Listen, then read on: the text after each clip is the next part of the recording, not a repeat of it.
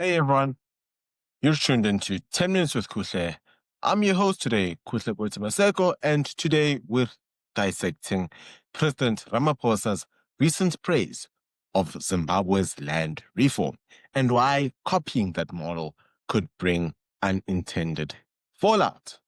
Well, to South Africa to be more specific. Now, we'll break the shop into segments, and I think the best place to start is Ramaphosa's Harare pep talk. So, over the weekend, President Cyril Ramaphosa spoke at Zimbabwe's agricultural show in Harare. He applauded Zimbabweans on their land reform as essential for historic redress, food security, and growth, despite the fact that Zimbabwe is not experiencing any of that, as well as to transfer, large-scale farms from white ownership to black ownership as some form of success. It was therefore, according to him, essential that the government embarked on ambitious reforms to facilitate the entry of black Zimbabweans into productive agriculture. Close quote. But this ambitious program came with a heavy, heavy price tag. Now, not so heavy as the national dialogue, but listen up. So, Zimbabwe obviously has experienced a lot of economic collapse and does have many trade deficits with many countries. When Zimbabwe launched its fast-tracked land reform program in the year 2000, the GDP plunged by over 40% between the years 2000 and 2008. Agricultural exports, once 90% of foreign earnings, collapsed by 90% in 2001. Hyperinflation peaked at 89.76% in November 2008. Fast forward to 2024, exports to South Africa are about $2.05 billion US dollars. Imports from South Africa are about $9.5 billion US dollars, a 2 billion trade deficit. Now, fuel imports is about 956 million US dollars. Maize imports is about 602 million US dollars. Zimbabwe went from being an agricultural exporter to a net importer, traded or trapped in deficit cycle.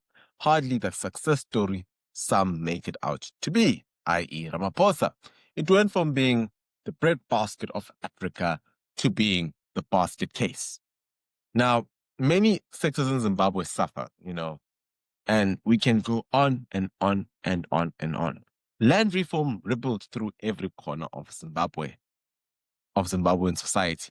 Healthcare plunged, hospitals closed, medicine shortages fueled, HIV and TB spikes, points where they could not even get paracetamols, education suffered, schools ran out of supplies.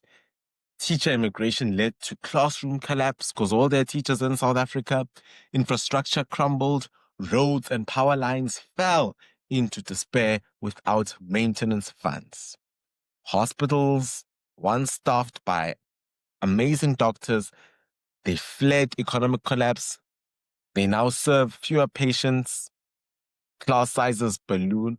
Is the next generation. This is critical schooling. And decaying roads make farm-to-market transport a gap. Doesn't this sound like South Africa? But the end part of South Africa?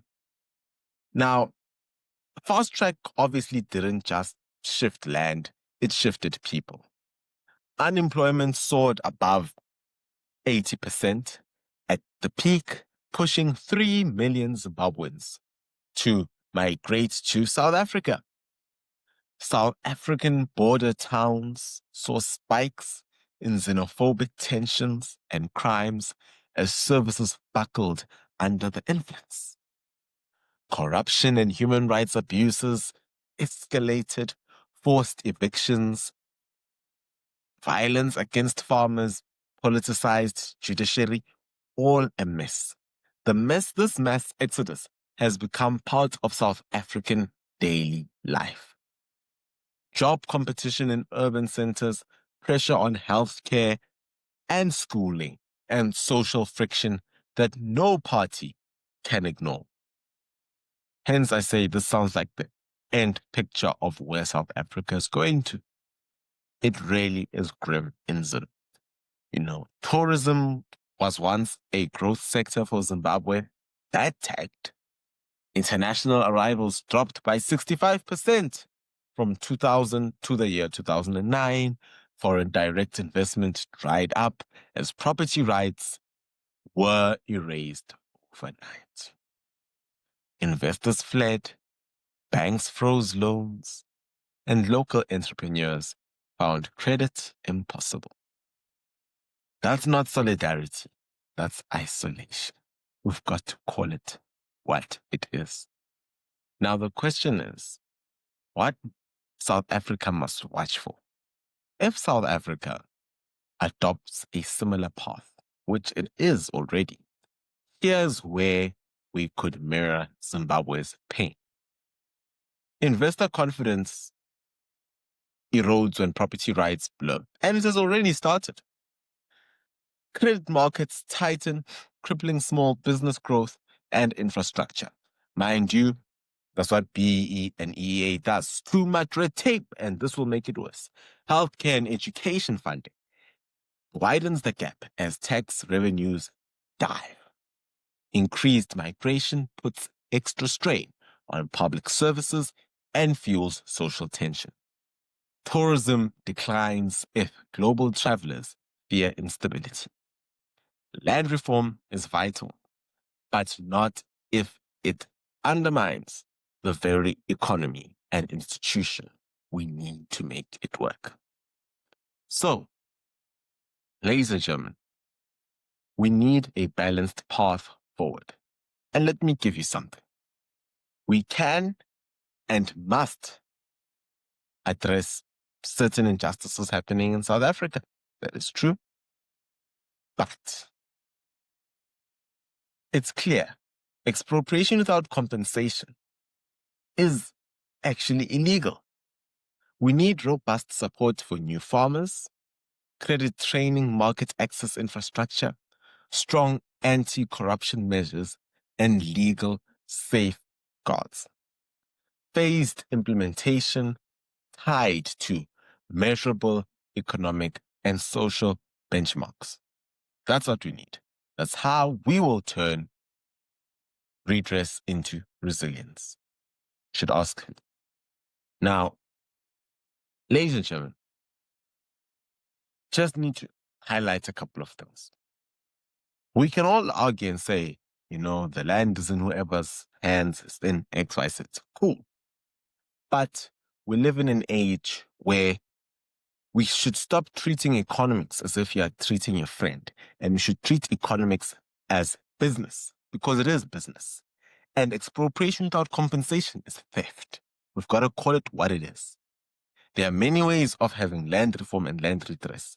And trust me, expropriation is one of the worst methods, because the only thing that is going to happen is Black people will continue getting poorer and poorer, and no land will be transferred into Black people's hands. So, don't be fooled by what Ramaphosa said. It's a farce. What's going on in Zimbabwe is not a success story. Otherwise, we wouldn't have so many Zimbabweans in South Africa. Just be logical about it. Please. Ladies and gentlemen, this has been 10 minutes with Kuhle. Please do consider signing up for membership. It's as cheap as 20 Rand. It helps to keep us on air.